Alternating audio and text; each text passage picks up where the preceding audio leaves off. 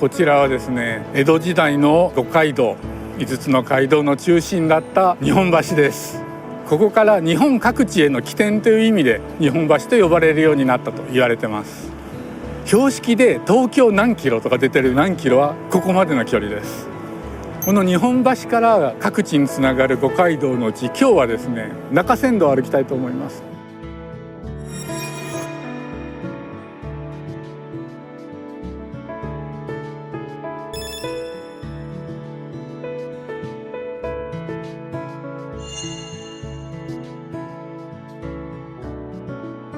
中山道はめっちゃ険しくて距離も長いんですが、東海道みたいな水害に合うような大きい川とかないので、京都から公家が江戸に来るときはよく中山道を使ってました。そんな中山道日本橋から歩きながら江戸の歴史や地名の由来なんかを探っていきたいと思います。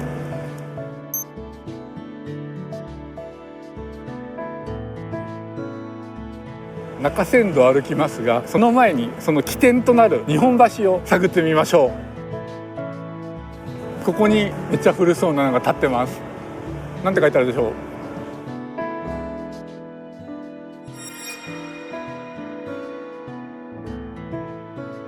江戸時代ですね、徳川家康が日本各地に五街道って街道を作りました。その街道の起点として大正時代にこれ建てたんですね、東京市が。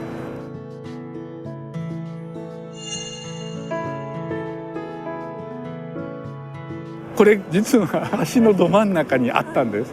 代わりにこれが埋められてます。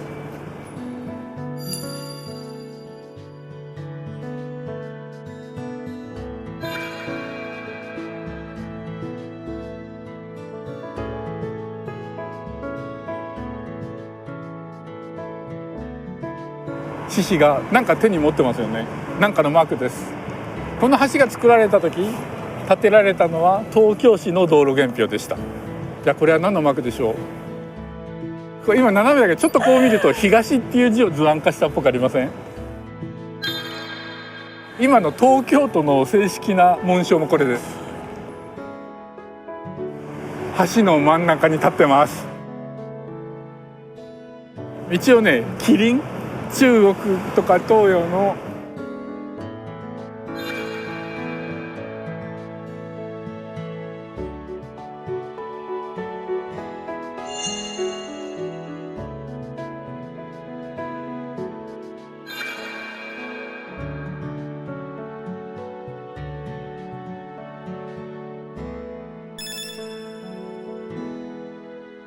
道路原標の本物。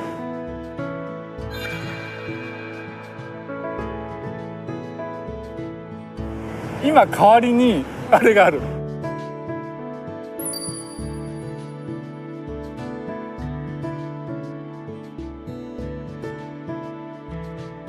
ちょうど日本の首都高のど真ん中だけでちょっとずれた位置にあるのはここに合わせてるから。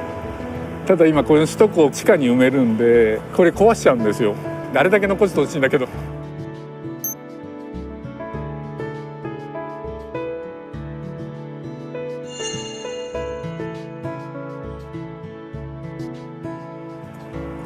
中山道をずっと北に向かって正面に何か見えますね。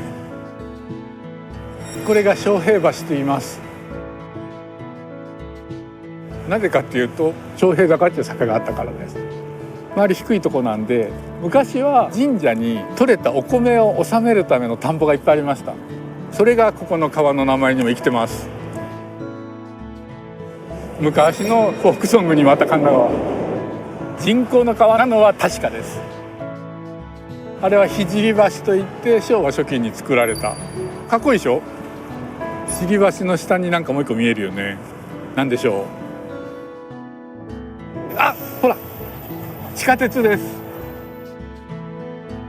もともとこうなってたとこを掘ったので、地下走っててもここ顔出してまた地下に入っていくの。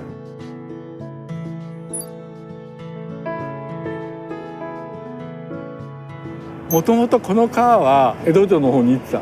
そうすると洪水とか起きやすいで、川をこっちに通して江戸城の外堀としても使われました。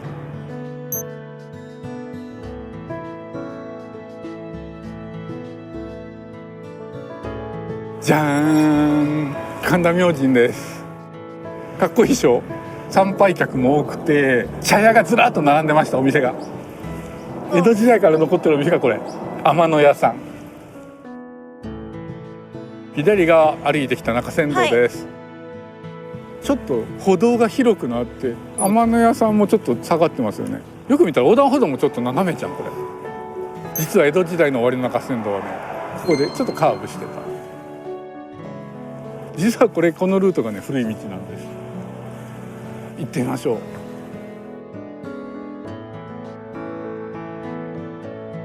ちゃんと天野屋さんがここが中山道ですって書いてくれてるの。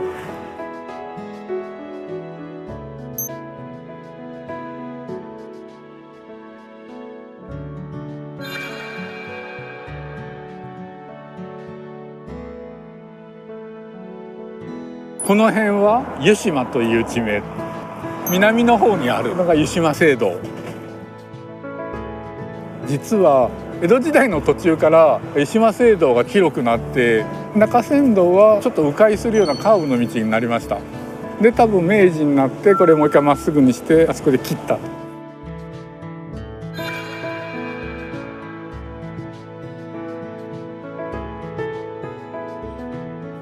東京って道がいっぱいあるから、そこから一番古い道を探してみようみたいな感じで歩くと結構こういう発見があって面白いんですよ。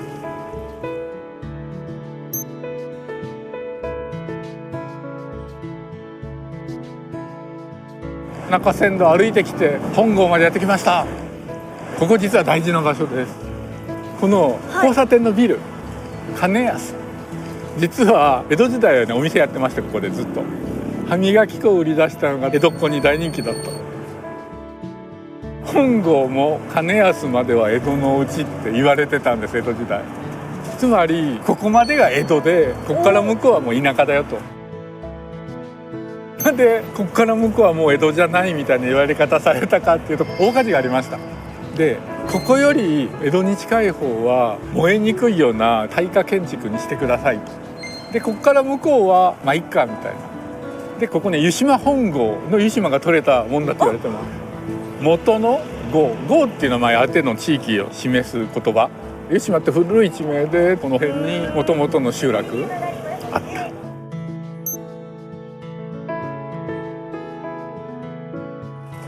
なんか感じますよね。なぜ2つ。こっちが中山道、カーブしてあっちに行くのが中山道で、ここから向こうは新しい道を作りました。巣鴨は巣鴨村でした。あとね広い地域だと巣鴨郷かな。もともとは巣鴨、巣鴨っていうのが低湿地に入ってる草。もはもともとおで、おは生きる。菅がいっぱい入ってるような低湿地があって地名のもと江戸時代にこの字になって、多分ねみんなそれいいじゃんってなったんだよ。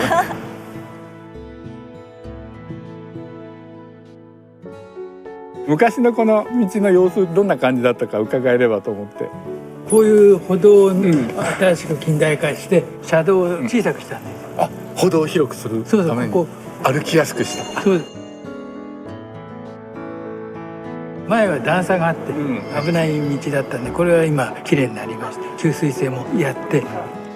歩いてて電柱の位置が歩道に対してちょっと内側こうずれてておかしいなと思ったのは、歩道を向こうに出したので電柱が歩道の中に入っちゃった感じなんですね。これ。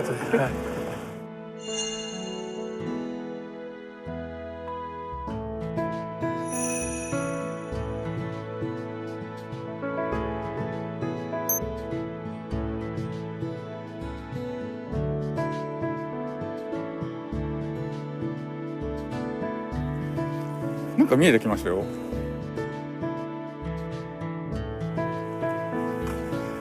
ほら、板橋。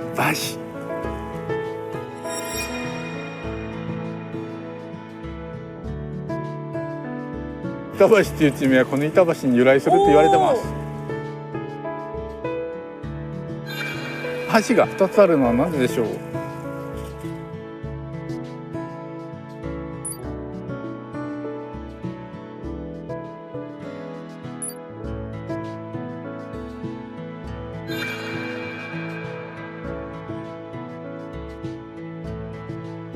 この川石神井川っていうんだけど、昔はやっぱりこう蛇行してた。で後になってまっすぐにして深く掘って水害とか起きないようにして、で古い流路がそのまま公園になりました。まっすぐな川に直したのが今の石神井川で板橋になります。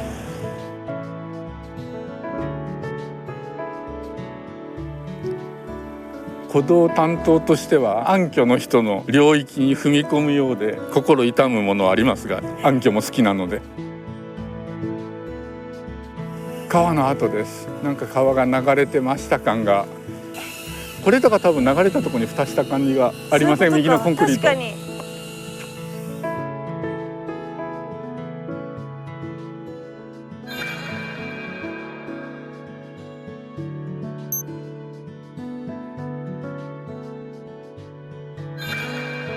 再び広い道に合流しまして、ずっと来ました。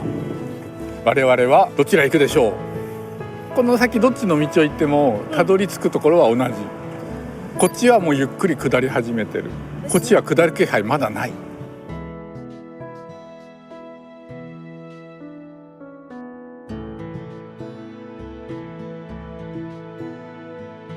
いい感じに下り始めてるでしょう。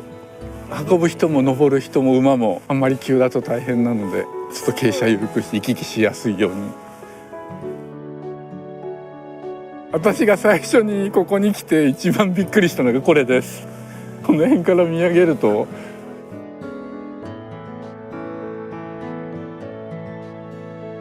これ多分入り口は多分上にちゃんとある。でもこの下のさ、この顎が出てるとことかさ旧中山道の中で最初の難所、すっごい崖なので頑張ってもこの傾斜、上が今までいた高さです。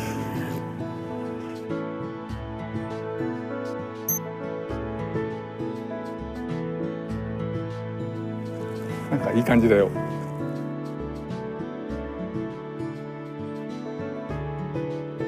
これ渡った後は埼玉県をガンと北上して、そこから山登って長野で、そのまま長野をずっと横断して岐阜県抜けて滋賀県琵琶湖のほとりを通って京都につながる。中山道って正式な書き方が中山道で、もう一個千人の線を使った中山道という書き方で、そういう書き方がする人がいっぱい出てきたので、幕府が山が正しいってわざわざお触れ出したっていう。山の中で千人が住んでるようなとこ通るからわざとやったのかなって